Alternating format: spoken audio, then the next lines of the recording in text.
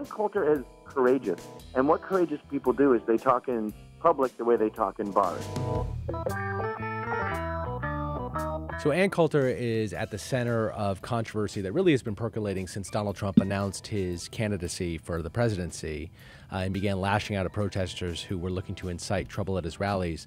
The fury from the right has grown into something larger, a calling among conservatives that the left is shaming people with views contrary to their own, with claims of racism or sexism or homophobia. Everybody is a racist, and their denials only make it even more true, I think, Derek, is the way the logic works. Since the election ended, the battleground has shifted from political rallies to university campuses, where protesters have successfully shut down right-leaning speakers. Berkeley's decisions to forbid Milo Yiannopolous and now Ann Coulter from speaking are just the most recent examples of that. And they're shutting them down based largely on their political leanings. I know that they have cited to other safety concerns, but that seems to be a little bit thin. It really does seem to be. Seems a bit pretextual. It does, right. So what's caused this? Is limiting the rights of certain viewpoints always unacceptable, or is an argument to be made that universities, being the cradles of the next generation and the ones that are going to protect them from sort of the things that don't belong within the common dialogue, are they doing their job by restricting the messages that are reaching their students? I'm Jason Beckerman. And I'm Derek Kaufman. And this is Behind the Bar. I mean, if we aren't going to stand up for free speech, if we're not going to be the ones that stand up and say enough is enough, then who will? That's the voice of Tomi Lahren, former host at The Blaze and a leading thinker for young conservatives. She really is taking the conservative world by storm. She's very impressive. Yeah. We're very excited to have her on to give her thoughts on the specter of censorship at universities. So news emerged just a few minutes ago, actually, confirming, Derek, that Ann Coulter has the speech she was going to give at Berkeley has been canceled. So Tomi Lahren, the question that I have for you is, how did we get here, and who do we assign the blame for specifically for not just Ann Coulter, but Milo Yiannopolous and others who have had their speeches canceled at organizations based on the protests of some students and other activists? I wouldn't call them activists. I would call them liberal terrorists, first of all. But I think the blame not only resides with them, but also with other conservatives. I mean, if we aren't going to stand up for free speech, if we're not going to be the ones that stand up and say enough is enough, then who will? I expect this from the left. I expect this from those liberal terrorists. I expect this from UC Berkeley. I don't expect conservatives to lay down and take this.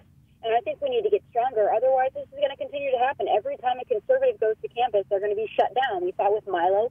Now with Ann Coulter. Who's next? So my question would be, so Berkeley came out and they said, look, we want you to speak in. We want to reschedule it, and we're just worried. We got some threats, and we're worried about the safety of our university. What are they supposed to do? How would you like to see this resolved when they say, look, we're getting threats coming in. We don't want our students in danger? Well, they were going to reschedule it for a time when relatively no one was on campus. So that's problematic in and of itself. They want to do it in a time when no one's really going to be there. They're preparing for finals. So that would be my first issue with that. But you know what? Here's the deal. They can make their campus a safe place, or they can demonstrate to their students and to others, and especially those coming in from the outside, that this will not be tolerated, that the law will be enforced, that there will be authority figures there, there'll be police officers, law enforcement, and whatever needs to be there to make sure the students are safe, because this is going to keep happening. They can keep this campus safe if they want to. They need to send a strong message, and if they do that maybe just one or two times, we're not going to have these problems anymore, because these students and these agitators are going to know that it doesn't fly. Is there? Let me ask you more philosophically. Is there a limit to what universities should allow? In other words, are there speakers who are so outlandish, who say things that are so contrary to maybe the law, maybe human decency, maybe other accepted morality? Accepted morality. Are there limits where it's okay for the university to say, you know what, we don't want any of our groups on campus to host these people on campus? Or are you just taking an absolute position that absolutely not, and the free marketplace of ideas can control? Well, here's the deal on that. I mean, it would depend on what group is sponsoring it, especially when the events with Milo and Ann Coulter, those are funded by groups on campus. That's not taxpayer money that's going to the speeches. That's private groups. So it's not as if our taxpayer money is going to these speakers, and that's not the case, actually, with Linda Sarsour, who will be speaking in New York City. So that's a very different circumstance, which I would take more issue with. But here's the deal. Free speech isn't just saying what you want to say. It's hearing what you don't want to hear. And if a private group or a public Republican group wants to bring someone in who is someone, or what is the litmus test for someone that's just too extreme? Because lately it's just been anyone that liberals don't like is too extreme. Anyone that says anything different than liberals want to hear, they're too extreme. So I think that the free marketplace of ideas, the only way to correct speech you don't like is more speech. It's not silencing speech that the political correctness police decides is inappropriate. Yeah, you're making a lot of good points here. One of the things I wanted to bring up was I recently watched a video that you had done when Colin Kaepernick did his kneeling on the side of the field, and I thought what you said was perfect. You acknowledged his right to make the statements, but a lot of people on the right didn't, though, right? A lot of people said, based on what Colin Kaepernick did, that he should have lost not only his job but his citizenship, and honestly, some people on the extreme sort of even said his life. But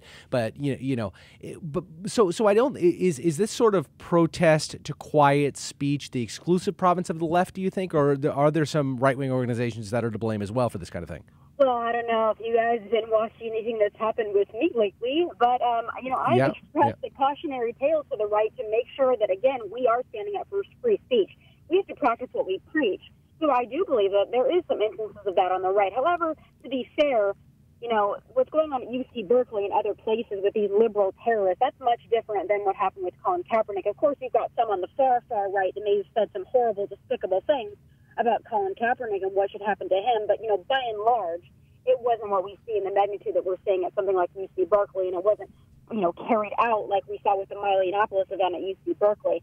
Right. But again, I'm someone that said to those on the right and those on the left, those in the middle, we have to be able to stand up for free speech. That doesn't mean you can't criticize the speech, which I'm known for, but you have to allow it. You got to give them a chance to express themselves and then have a conversation about it. Yeah, I think we're all roughly in agreement about, there being a place for these sort of speakers to express their views, regardless of how some people may view them as abhorrent. But my question is the university equivalent to the town square? I think you have a town square, you have everyone shouting at each other. These are all adults. There's no room for sensitivity.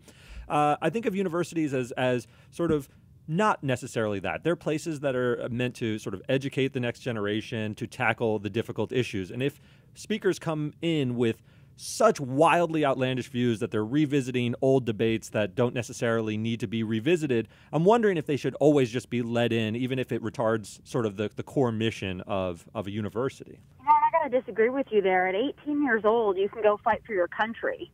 At 18 years old, you can go vote. So to say that college kids are somehow so delicate and such snowflakes that they can't hear certain words and they can't be exposed to certain ideas, I think that's BS. If you're old enough to go to college, you're old enough to party, you're old enough to be around all the things you're exposed to in college, then I think that you can be exposed to Coulter and Milo Yiannopolous, even if you find what they say to be egregious. And I will also point out, if people don't like these speakers, if people don't want to hear what they have to say, they find them offensive and insulting, here's an idea.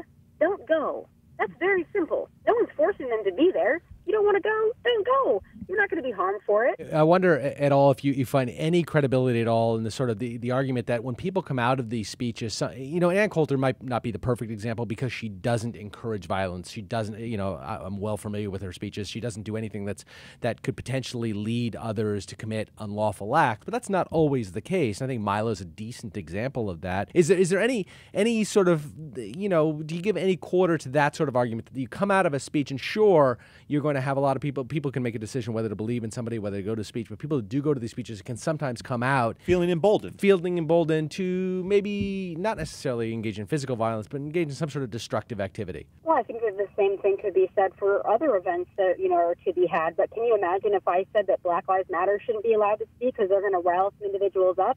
If I would say that, they would say I was racist. They would say that I want to hamper the free speech of Black Lives Matter. So, I think we have to be fair in all these situations. You can't pick and choose which people that might embolden some folks. When you start doing that, it's just a never-ending game. Yeah, and who's to decide? Where is the litmus test? So I think that it's all or nothing. You can't have selective choices being made, because oftentimes when those selective choices are made, it's those on the right, those on the conservative side or the libertarian side. They're the ones that are silenced. They're the ones that are just too risky, and it seems to be those on the left are given a free pass almost every time. No, you're right. I threw you a fastball and you treated it like a softball and hit it out of the park. She knocked it out of the park. Yeah, I think there's no doubt about it. All right, Tommy Lahren, thank you. We've taken up enough of your time. Yeah, thanks for taking the time. Of course, see you guys. guys soon. Look, that was great. I mean, I don't agree with everything Tomi says, but she's undeniably one of the leading voices, one of the big thinkers of the young conservative movement, and she's really someone to be reckoned with. Yeah, another leading thinker is Gavin McInnes, obviously. He's old school. He's old school. You're talking Vice magazine. Founder of Vice and really provocateur extraordinaire. And Gavin McInnes, brings a slightly different perspective in that he has been on the front lines of this fight, literally. He's been pepper sprayed and screamed at on a college campus, and he's actually, really fought this fight on the ground level. So we're excited to talk to Gavin as well. So Gavin, before we get into the politics of it, I'm hoping you can explain sort of how we got here to a place where public universities are telling people like you and Ann Coulter and Milo Yiannopolous that they can't speak on campus. How did we get to this era of unbridled political correctness? I think capitalism and the free market is to blame.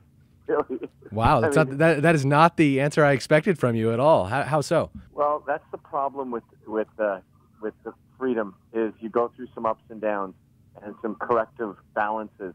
And right now, academia has strayed. And think of it as a restaurant where all the kids are 10. And the kids keep saying, we want you to stop serving vegetables. We want only candy here. I want it to become a candy restaurant.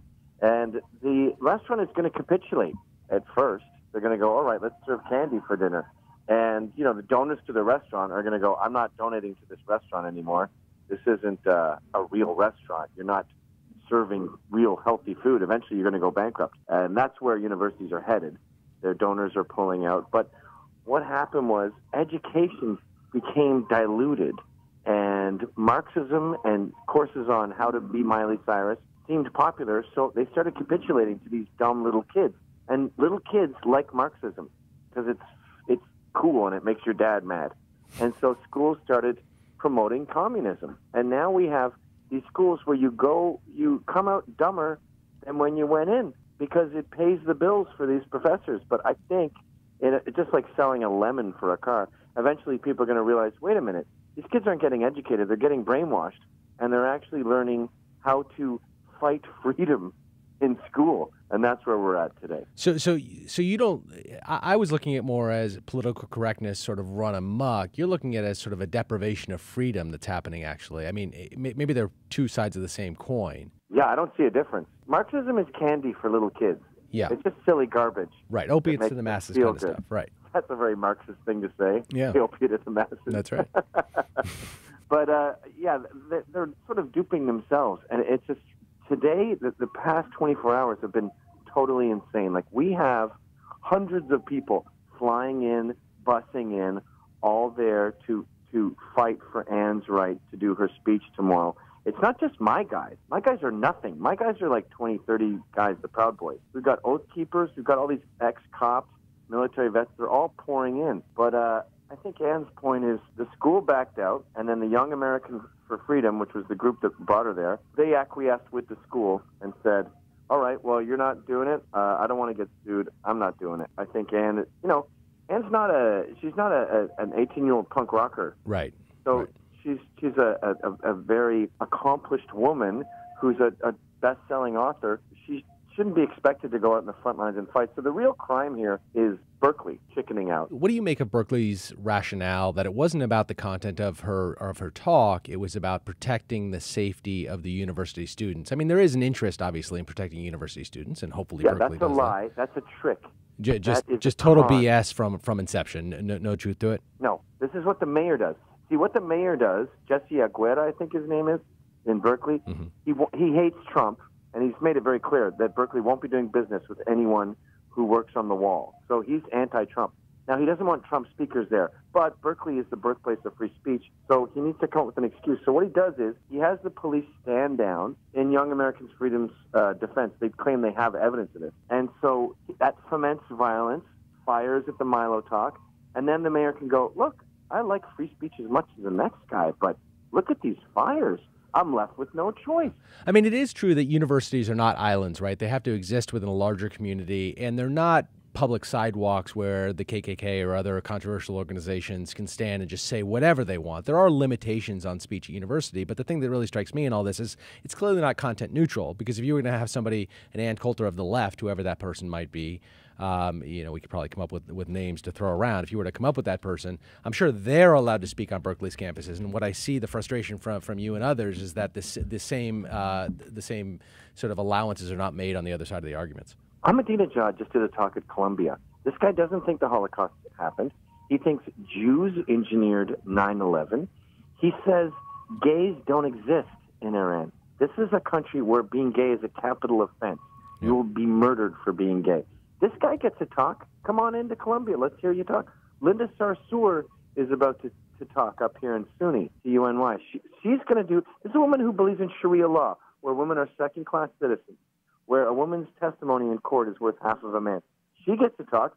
None of these people who have a problem with Anne can name one sentence from one of her books that they disagree with. They just hate the straw man of this crazy Nazi evil woman. And the only time they provide any evidence that she's evil is when they pretend to take a joke seriously. Like when she said, our blacks are better than their blacks. They pretended that he thinks that blacks are slaves or something. But Gavin, so where are the limits here? So we have a university. Is it just a free-for-all? Is it like a town square where anything goes? Or in a university, should there be some limits? It's hard for Americans to stomach, but free speech includes all speech. And you talked about the KKK sitting on a corner and assuming that was about. No, have the KKK do a talk at your school. That would be fascinating.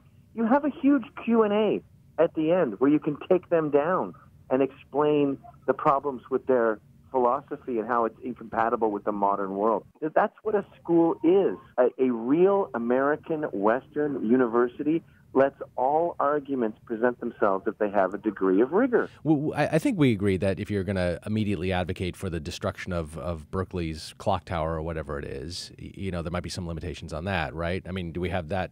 Sure. If you think Jews are lizard people, for example, I only have so many hours in the day. I don't have time to listen to something ridiculous. Right. But not only does Anne never go near anything as remotely as controversial as Ahmadinejad or Sarsour, no one knows. None of these people know anything about Ann Coulter. When you read her books, read In Trump We Trust. Read the chapter in Trump We Trust about Carlos Slim. It reads like an anarchist manifesto. It's an inspiring punk rock dictum. Right. It makes you want to march through the streets against these billionaires and against the New York Times and against the media. It's a really exciting punk rock anthem, that chapter. I bet you I could disguise parts of her book and make it, photocopy it and put it on black paper with some anarchy symbols, and they'd all be thrilled. That's the irony of this. We're sitting here with these hypotheticals that are way out in outer space. That's not Anne. Anne's books are benign. They are perfectly normal books that are funny and witty and insightful. And she's not allowed to talk because we allow these straw men versions of these people, and we just see Hitler everywhere. In fairness, I totally agree with what you're saying, but in fairness, she has said some things that have been pretty outrageous. I mean, her Timothy McVeigh comment, that got a lot of press. The only problem with Timothy McVeigh is he didn't target the New York Times building. Pretty outrageous stuff. That is people, that's liberals willfully ignoring jokes.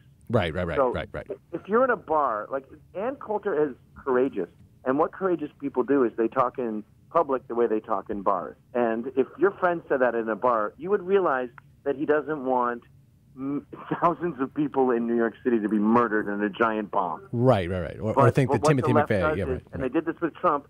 They take him literally and not seriously, whereas rational people take him seriously and not literally. All right, Gavin McInnes, can't thank you enough for your time. This has been a great conversation, and we look forward to watching you out there on college campus tours nationwide, right? Yeah, thanks a lot, Gavin. Yeah, cheers, guys. Look, Jason, they're both great, but we have to put our political differences aside. You and I are on different sides of the spectrum than Gavin McInnes and Tomi Lahren, but they undoubtedly present a very compelling, elegant case for free speech. But I am troubled by I want to give Berkeley their say in all this, because what Berkeley said was, look, we are applying content-neutral principles and policies to all speakers. We don't have anything against Ann Coulter. We are worried about providing a safe environment for our students to learn in, and we got credible threats. Is that enough? Is that enough to say there? Well, you have to buy him in the first place. Gavin McInnes obviously took the position that it's all hogwash, right? It's poppycock. They just made it up as an excuse to clamp down on the free speech rights of Ann Coulter and others because they're donors and others are giving them a hard time for having them on. But the university is in a difficult position, right? Yeah. Do you lose donation funding as a result of allowing certain people on campus? And is that reason enough to keep somebody off campus? Yeah. Probably not, right? Are there credible threats? My guess is there are. There is a real safety concern that by allowing speakers on who are controversial, regardless of who that speaker is or their political leanings, if they're controversial in a place like Berkeley, that means they're conservative, right? If you allow them on, there is a real, genuine threat that probably exists to the student body to hurt them or to have themselves get hurt as a result. You've seen this, we've seen this at rallies before. People do get hurt. Yeah, this risk was borne out very recently with Milo. I mean, there were garbage cans thrown through windows. There were fires set ablaze. I think one estimate said there was $100,000 in damages. Yeah. You and I hand-wring a lot about heckler's veto, but when the heckler can cause that kind of damage, what do you do? So the heckler's veto, just to pick up on where Derek is, it's an old concept in the law, right, which is that somebody who just screams loud enough that the person exercising their free speech right is harming the